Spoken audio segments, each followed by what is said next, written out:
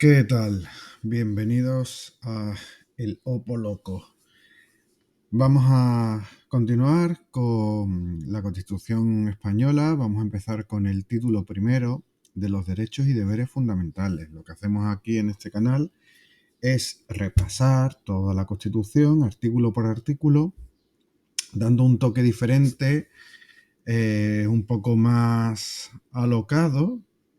Quizás no demasiado, quizás con el tiempo me vuelva un poco más loco, pero de lo que se trata es de que nos quedemos con todo esto y lo recordemos con vistas al examen. Para ello vamos a utilizar diferentes reglas mnemotécnicas, subrayados, dibujitos y demás. Y bueno, y si eso nos sirve para repasar y demás, pues genial. Empezamos dentro del título primero con el artículo 10, donde dice la dignidad de la persona. Vamos a una persona. La dignidad de la persona digna. Los derechos que son inviolables. Aquí podemos poner como una especie de señal de prohibido, por decirlo de alguna forma. Derechos inviolables que le son inherentes. Los derechos inviolables que le son inherentes. El libre desarrollo de la personalidad. Pues aquí, por ejemplo, a mí se me ocurre poner a un tío con un pedazo de tupé, tío con personalidad. El libre desarrollo de la personalidad. El respeto a la ley súper protegida, ley en una cápsula. Y a los derechos de los demás, demás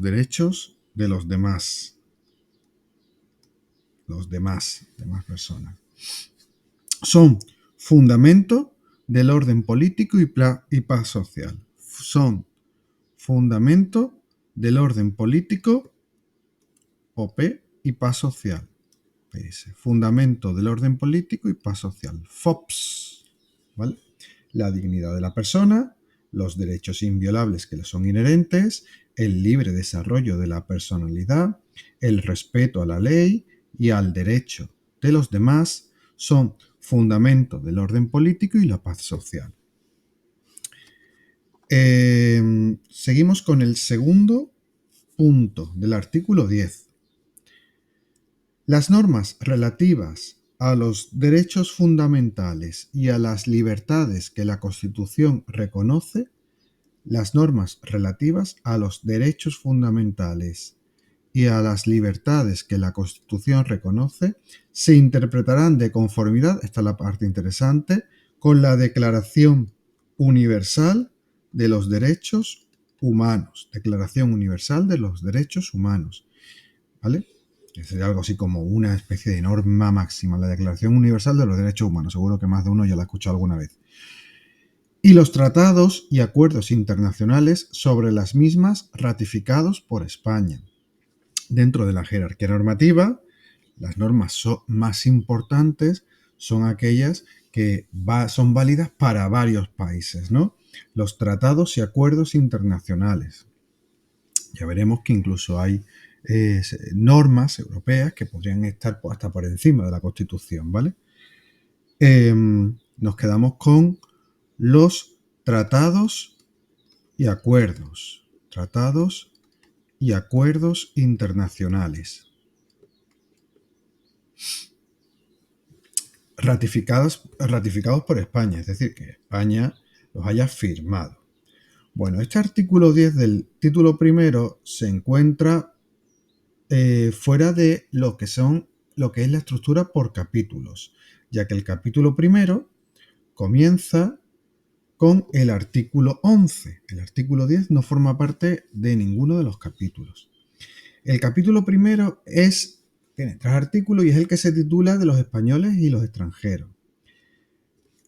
Así, el punto 1 de este artículo dice: la nacionalidad española se adquiere, se conserva y se pierde, o sea, todo, el primer momento, el segundo y el final. Adquiere, se conserva y se pierde de acuerdo con lo establecido por la ley.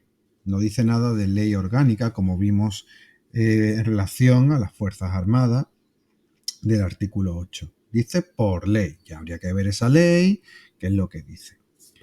El punto número 2 dice que ningún español de origen podrá ser privado de su nacionalidad, ¿vale? Español de origen. No puede ser privado de su nacionalidad. Acordaros del, no sé, el aceite de origen o denominación de origen, como si fuera algo, yo qué sé, con mucha calidad. No puede ser privado de su nacionalidad. Punto 3. El Estado podrá concertar tratados de doble nacionalidad con los países iberoamericanos, estamos hablando de Latinoamérica, o con aquellos que hayan tenido o tengan una particular vinculación con España, ¿vale? No necesariamente pueden ser países iberoamericanos. También los que históricamente hayan tenido, pues, no sé, mucha vinculación con España. No sé si, por ejemplo, Portugal podría ser uno de los primeros que se me viene a la cabeza. En estos mismos países, aun cuando no reconozcan a sus ciudadanos un derecho recíproco, es decir, aunque no haya un derecho recíproco, podrán naturalizarse los españoles sin perder su nacionalidad de origen. En estos mismos países, aun cuando no reconozcan a sus ciudadanos un derecho recíproco, podrán naturalizarse los españoles sin perder su nacionalidad de origen. Bueno, esto luego realmente en la práctica se desarrollará en los distintos convenios, en los distintos tratados y demás, pero nos quedamos con eso. El artículo 12 quizás sea el segundo más corto de toda la Constitución, después del artículo de la Villa de Madrid, que si no recuerdo mal era el artículo 5, vamos. Y este simplemente dice que los españoles son mayores de edad a los 18 años.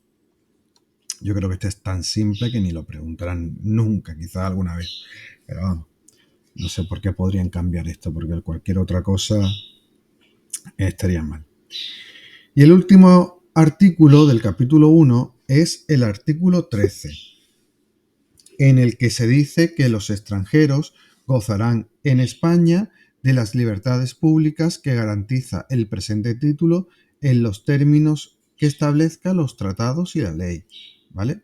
Los extranjeros que estén en España gozarán de las libertades públicas, están recogidas en este título primero, en los términos que establezcan los tratados y la ley. Acordaros que el capítulo primero va al de los extranjeros y de los españoles. Por eso en esta parte se centran ya en la figura del extranjero, que gozarán de las mismas libertades públicas, en los términos que establezcan los tratados y la ley. Aquí nos podrían confundir en una pregunta con un poquito de maldad, que pongan establecidos en la Constitución y la ley, establecidos en el ordenamiento jurídico y en la, yo qué sé, tratados y ley. Tratados y ley. Solamente los españoles serán titulares de los derechos reconocidos en el artículo 23. Este es el artículo relativo a la participación, a temas de elecciones y demás. Lo veremos en su momento. Salvo lo que, atendiendo a criterios de reciprocidad, es decir, si tú haces esto, pues yo también, una cosa así, pueda establecerse por tratado o ley. Otra vez volvemos al TL, tratado o ley. Para el derecho de sufragio activo y pasivo. Esto de sufragio activo y pasivo, estamos hablando de las elecciones. Para el derecho de sufragio activo y pasivo en las elecciones municipales.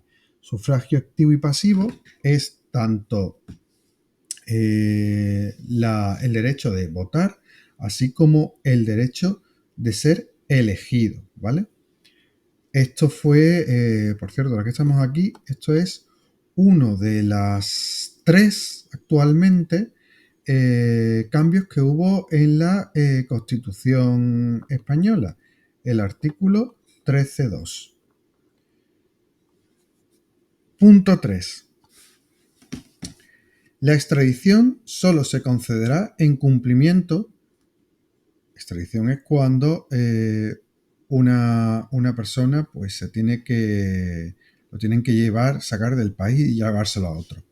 La extradición solo se concederá en cumplimiento de un tratado o de la ley. Otra vez estamos con el tratado ley. Como veis en este artículo 13 todo es tratado ley. Atendiendo al principio de, una vez más, reciprocidad. Quedan excluidos de la extradición los delitos políticos, no considerarse como tales los actos de terrorismo. ¿Qué quiere decir esto? Que si una persona huye de su país por un tema político, imaginaos que no sé, se me ocurre un ejemplo un poco raro, un norcoreano, ¿vale?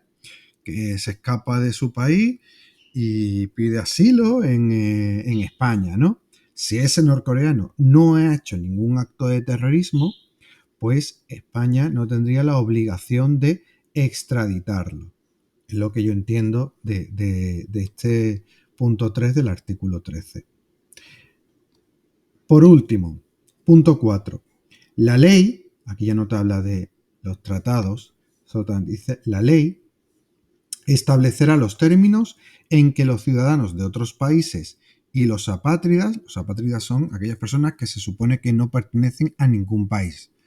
Bueno, todo es posible. Podrán gozar del derecho de asilo en España, ¿vale? Eso lo establece la ley española. El ejemplo que hablábamos antes del norcoreano, pues ya según lo que diga la ley, pues podrá pedir el asilo y gozar de ello. Bueno, pues hasta aquí lo dejamos por hoy.